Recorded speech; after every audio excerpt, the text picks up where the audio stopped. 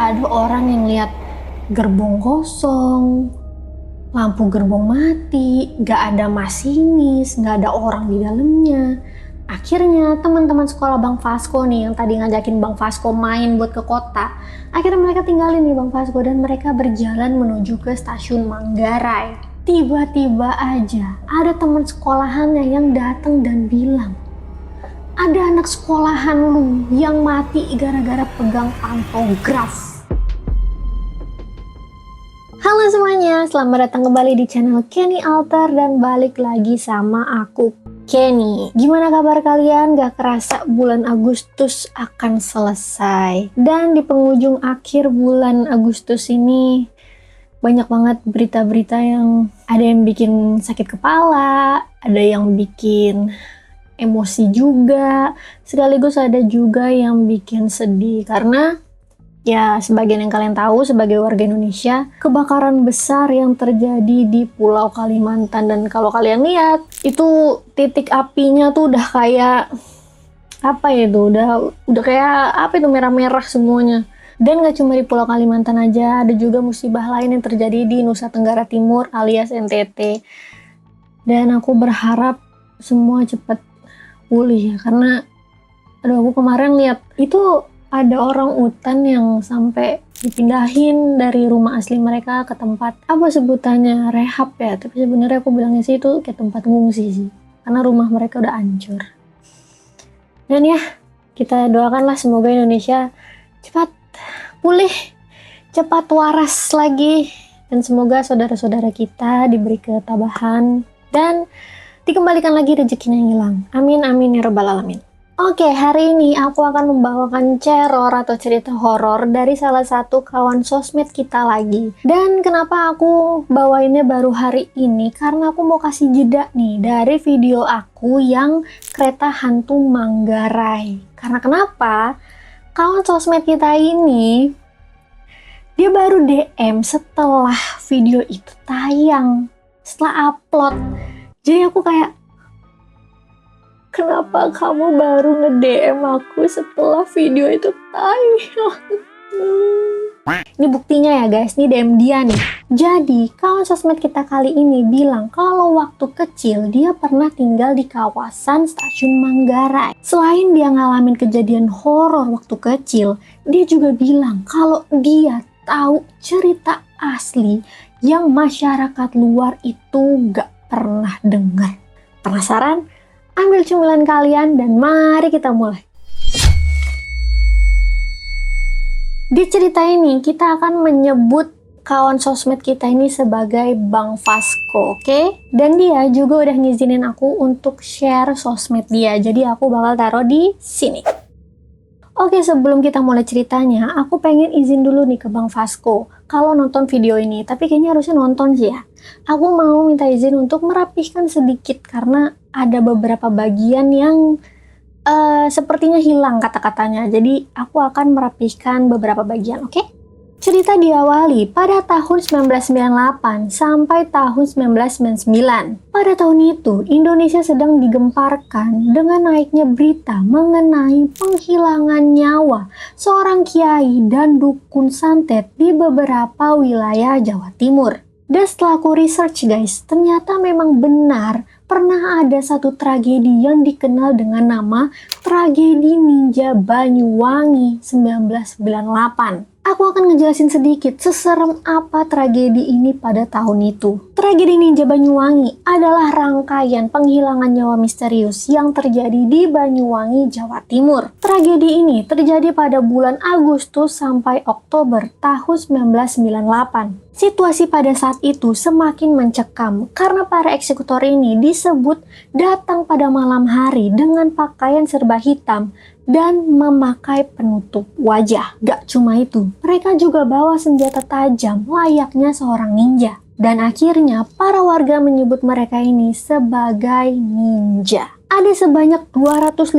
korban jiwa pada tragedi ninja ini. Mereka diduga adalah seorang dukun santet dan penganut ilmu hitam, meskipun tuduhan itu tidak terbukti. Teror yang awalnya menyasar kepada dukun santet atau penganut ilmu hitam menjadi tidak terkontrol dan mulai menargetkan para pengurus masjid, guru ngaji, hingga kiai. Hingga kini belum terjawab siapa pelaku utama dan motif di balik kelompok ninja tersebut. Wah, ini menarik banget sejarahnya. Kalian ada orang Banyuwangi atau ada yang tahu mengenai sejarah ini seperti apa? Next kayaknya aku bakal bawain cerita tentang ini. Tapi oke, kita balik dulu ke cerita utama.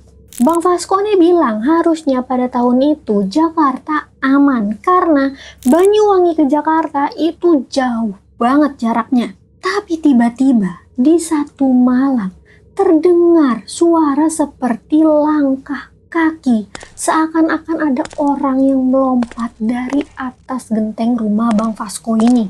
Bang Fasko ini bingung, ini siapa yang loncat malam-malam di genteng rumahnya? Tapi gak cuma di genteng rumah Bang Fasko aja. Suara orang atau suara kaki yang meloncat ini itu seakan-akan berpindah tempat dari genteng satu ke genteng rumah lainnya. Dan Bang Fasko bilang kalau sempat ada warganya nih yang melihat memang benar ada seseorang yang berada di genteng rumah mereka malam hari itu. Lalu Bang Fasko menjelaskan lagi bahwa memang di sekitar daerah Manggarai ini sering terjadi tawuran antar warga. Dan pada akhirnya dilakukanlah sistem ronda nih oleh beberapa orang di daerah rumah Bang Fasko. Para warga melakukan sistem ronda ini secara bergantian yang biasanya dimulai dari jam 11 malam hingga jam 4 subuh. Akhirnya setiap malam mereka nih mulai gantian buat jaga, dan setiap mereka jaga itu nggak ada kejadian yang aneh-aneh. Dan posisi para warga yang jaga ini berada di pinggir jalan, yang lebih tepatnya ada di samping rel kereta yang mengarah dari Manggarai ke arah Bogor. Tiap malamnya para warga yang jaga ronda itu menahan ngantuk dengan main kartu, main catur, main bekel mungkin. Tapi pada satu malam, tepatnya di jam 00, tiba-tiba saja ada kereta yang lewat di jalur lintasan Manggarai ke arah Bogor. Dan pada tahun 90-an, jam operasional kereta itu selesai atau berakhir di jam 10 malam. Dan gak cuma satu orang doang yang lihat kereta itu. Semua yang jaga ronda di malam itu melihat bahwa ada kereta yang lewat. Karena bingung, mereka akhirnya mutusin nih buat nyamperin Pak RT, buat nanya nih, ini kenapa tiba-tiba ada kereta yang lewat. Sesampainya mereka di rumah Pak RT, akhirnya diketok kan nih, Pak RT, Pak RT. Akhirnya Pak RT keluar. Ditanya, ini kenapa nih malam-malam, ada apa? Akhirnya salah satu warga nih ngomong, gini Pak RT, tadi kok ada kereta lewat ya? Kereta penumpang, tapi semua lampu di gerbongnya itu mati. Pak RT ngejawab nih, iya, tadi saya juga dengar ada kereta yang lewat. Saya kira kereta perbaikan jalan.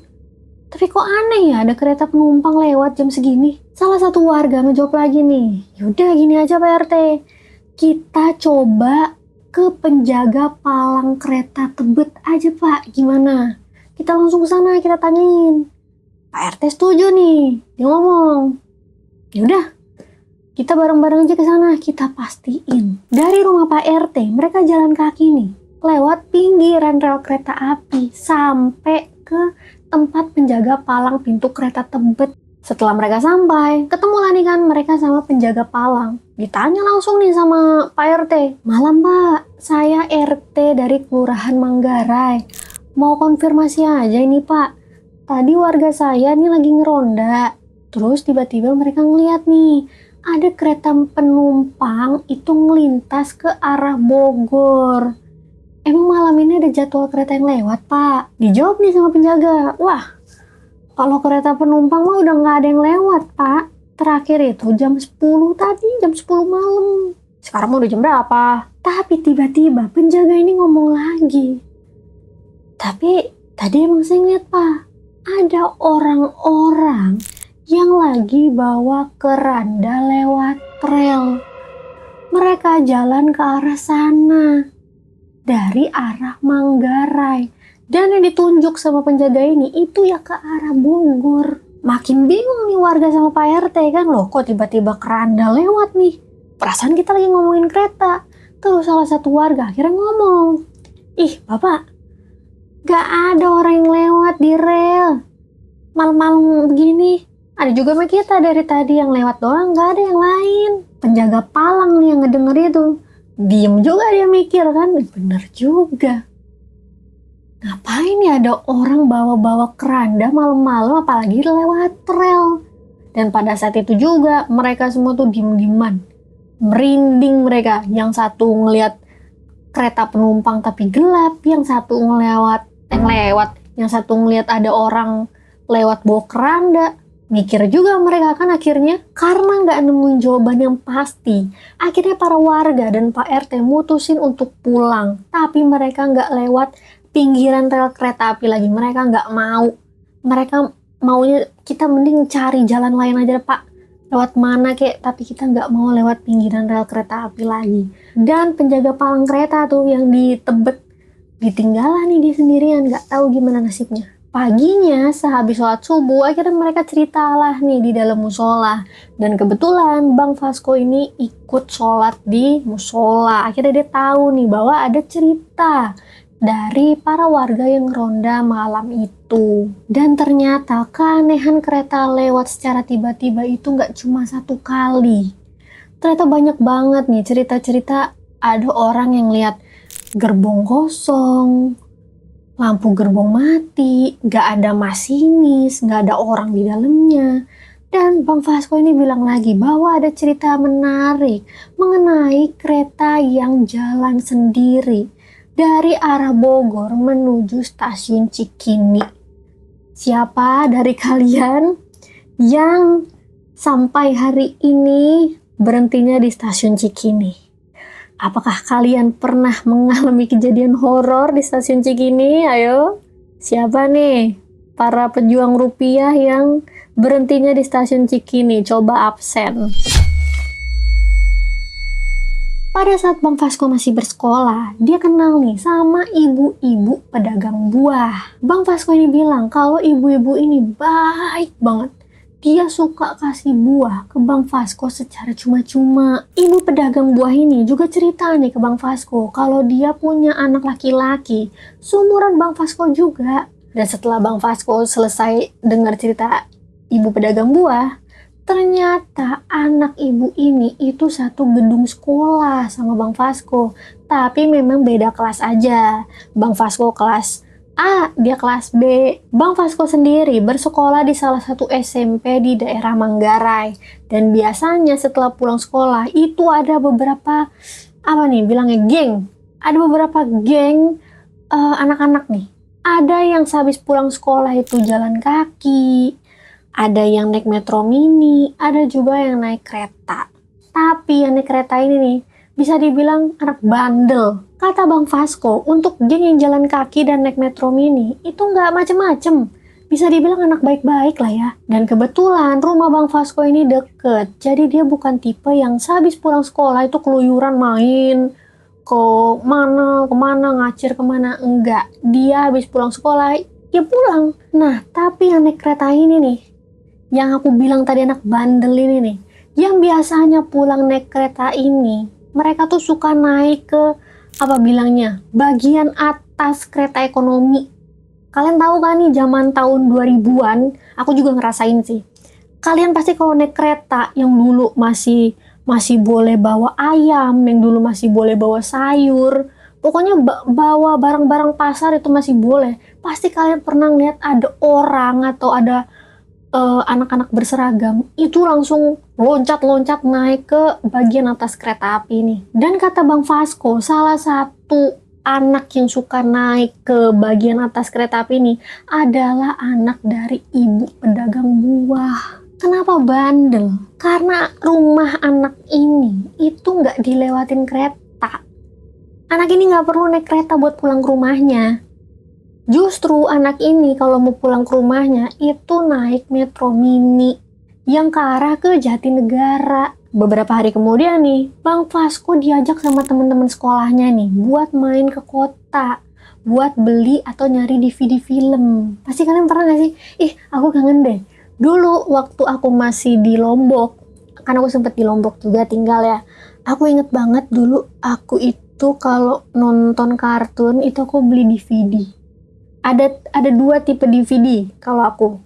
Ada satu yang gede banget tuh, yang kayak plastik terus dan dibuka dua, terus nanti ada DVD-nya, terus nanti bagian posternya itu bisa ditarik, terus nanti ada tulisan-tulisannya. Sama DVD yang dia kayak amplop, dibuka dikit terus ditarik gitu. Ih, jadi kangen deh. Kalian ada nggak sih yang pernah ngerasain DVD film zaman dulu tuh? Pada saat itu Bang Fasko nolak nih dan bilang ke teman-temannya, udahlah, gue nggak ikut, gue juga mau langsung istirahat, mau pulang.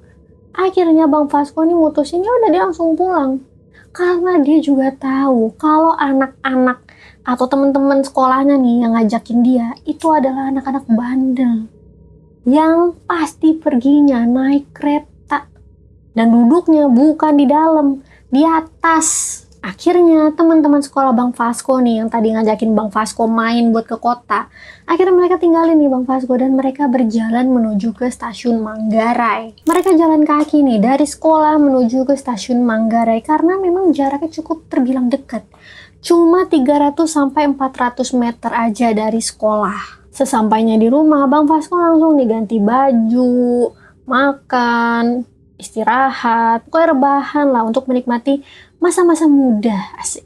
Lagi enak-enak nih Bang Fasko istirahat kan, lagi istirahat nonton TV. Tiba-tiba aja ada teman sekolahannya yang datang dan bilang, ada anak sekolahan lu yang mati gara-gara pegang pantograf. Pantograf itu apa, Ken? Buat yang nggak tahu, pantograf itu adalah alat penangkap arus listrik yang dipasang di atap kereta rel listrik KRL, tram, atau LRT untuk menghubungkan rangkaian kereta dengan jaringan listrik aliran atas LAA. Alat ini mengalirkan daya listrik dari kabel jaringan ke motor traksi di dalam kereta. Jadi kalau misalkan kalian lagi lihat kereta lewat, terus kalian lihat ada bagian yang kayak Z gitu di atasnya, itu adalah pantograf. Bang Fasko yang lagi rebahan kaget dia kan, weh seriusan di mana? Dijawab sama temennya, itu di Tanjakan Cikini tuh. Pada saat itu juga Bang Fasko langsung cari teman sekolahnya yang ikut pergi main ke kota. Tujuan dia adalah dia pengen cari tahu nih, atau pengen tahu cerita kronologi lebih jelasnya tuh kayak gimana. Karena Bang Fasko ini khawatir kalau yang jadi korban itu adalah teman sekolahnya. Setelah dicari tahu, ternyata teman Bang Fasko yang meninggal itu adalah anak dari ibu pedagang buah. Innalillahi. Jadi kronologinya begini guys. Pada saat teman-teman Bang Fasko ini udah sampai di stasiun Manggarai, otomatis kan mereka nunggu nih kereta yang mengarah ke kota. Setelah mereka nunggu, akhirnya masuk nih kereta yang mengarah ke kota. Masuk nih, set. Naiklah nih mereka semua kan. Naik. Pada saat itu aman-aman aja, gak ada yang aneh-aneh. Sampai kereta itu jalan dari Manggarai ke arah Cikini. Dari stasiun Manggarai ke stasiun Cikini itu ada sebuah tanjakan yang dikenal dengan sebutan nama Tanjakan Cikini. Di saat semua lagi duduk tenang nih di bagian atas kereta, tiba-tiba aja anak dari ibu pedagang buah ini itu berjalan pelan, kayaknya mau ngubah posisi duduk atau posisi tempat duduk dia. Lalu nggak tahu karena dia terpleset atau karena dia lagi di bagian atas kereta nih, dia kagok, dia refleks megang pantograf. Dan pada saat itu semua temen-temennya yang ada di sekitar dia itu langsung panik. Ya gimana nggak panik? Temennya pegangan pantograf, gak bisa ngapa-ngapain, dan temen-temennya Bang Fasko ini juga gak berani nolongin. Karena apa? Karena tegangannya itu tinggi. Selama perjalanan kereta ini ke stasiun Cikini, anak dari ibu pedagang buah ini gak disentuh sama sekali. Semua pada diam, ketakutan, pada gak tahu mereka harus ngapain, sampai kereta ini berhenti di stasiun Cikini. Dan sayangnya, anak dari ibu pedagang buah itu meninggal di tempat. Dan akhirnya jenazah anak tersebut ditolongin lah nih sama petugas dari kereta api stasiun Cikini. Diturunin lah. Dan ternyata pada saat itu yang naik ke bagian atas kereta api atau atap kereta api ini, itu nggak cuma anak-anak dari sekolah Bang Fasko aja. Ternyata ada orang lain juga. Ada mahasiswa, ada pekerja, ada siapa lagi? Ada orang dewasa, ada pedagang koran, banyak. Tapi itu mereka nggak berani menyentuh, mereka nggak tahu mesti ngapain pada saat tragedi itu terjadi. Mereka nggak tahu harus apa. Dan salahnya itu, kenapa mereka ada di atas? Teman-teman Bang Fasko yang selamat ini langsung ngabarin ke semua angkatan, ke guru, sekaligus ke orang tua anak ini, yaitu ibu pedagang buah. Singkat cerita, akhirnya almarhum dikuburkan dan banyak sekali ternyata yang ikut membantu menguburkan anak ini. Karena memang ternyata meskipun dia nih terbilang bandel juga ya, karena yaitu mungkin salah pergaulan, dia juga jadi suka naik ke bagian atap kereta, tapi ternyata anak ini anak yang baik. Beberapa hari pun berlalu nih, dan semua berjalan normal seperti biasanya. Namun, pada tanggal 12 Desember tahun 2003, tepatnya di hari Jumat, warga dibuat geger nih, karena mereka melihat ada sebuah kereta yang berhenti di tanjakan Cikini. Gak ada pintu perlintasan yang tahu atau ngeliat kapan kereta ini jalan. Kayak hantu aja gitu loh, tiba-tiba udah ada aja di sana. Setelah ditelusuri nih, ternyata kereta tersebut itu seharusnya ada di Depo Bogor. Dan kabar yang beredar atau informasi yang diberikan kepada warga nih mengatakan kalau kereta tersebut itu berjalan karena direm secara tidak baik atau lupa direm lah bahasanya, atau error, makanya dia bisa lewat sendiri. Tapi kata Bang Fasko, justru di situ semakin janggal. Karena jarak stasiun Bogor ke stasiun Cikini itu nggak deket, nggak masuk akal kalau ada kereta yang bisa jalan sendiri ratusan kilometer. Gimana caranya? Belum lagi elevasi rel kereta Bogor sama Cikini. Dan semakin aneh kalau ada kereta yang jalan, tapi palang pintu perlintasan itu nggak ada yang tahu. Apalagi Bogor Cikini. Belum lagi jalurnya kan harus dipindah-pindahin, kata Bang Fasko. Dan yang bikin merinding adalah kereta itu asli, tapi tanpa penumpang dan tanpa masinis. Karena berita kereta ini geger, akhirnya kesebar lah kan, dari mulut ke mulut, dari warga ke warga. Dan besoknya Bang Fasko ini juga cerita nih ke temennya. Dia bilang, kemarin ada kereta berhenti di tanjakan Cikini, serem banget tahu. Pada saat Bang Fasko lagi serius cerita nih, temennya itu tiba-tiba aja langsung kaget. Karena kereta yang bikin geger warga malam kemarin itu sama persis sama kereta yang dinaiki oleh almarhum dan teman-temannya Bang Fasko. Dan posisi kereta diam yang buat para warga geger kemarin itu juga sama persis sama posisi pada saat almarhum merenggang nyawa. Bang Fasko juga bilang nih, pada saat itu belum ada HP seperti sekarang. Cerita kayak gini kan gak bisa kita infoin keluar. Dan yang tahu cerita ini atau kejadian aslinya hanya orang-orang sekitar saja yang tahu. Dan mungkin itu adalah cerita dari Bang Fasko. Apa ini bilangnya ya? Cerita hantu stasiun Manggarai ini mah. Cuman ya sayang banget ya, karena mungkin zaman itu juga belum seketat sekarang kali ya. Makanya zaman itu banyak yang masih bisa naik ke bagian atas kereta. Cuman emang ngeri banget. Dan segitu dulu guys cerita horor hari ini. Gimana menurut kalian? Apakah ada yang tahu cerita Bang Fasko ini? Atau kalian adalah temannya Bang Fasko pada saat itu? Coba komen kalau kalian berani. Dan buat kalian nih yang punya cerita horor yang pengen aku bawain seperti Bang Fasko atau kawan sosmed kita sebelumnya, kalian bisa langsung DM ke Instagram pribadi aku, oke? Dan buat kalian yang suka sama video aku, konten aku, atau aku, kalian bisa langsung subscribe dan nyalakan loncengnya. Dan jangan lupa nih untuk tekan tombol like-nya. Sampai jumpa di videoku berikutnya. Dadah!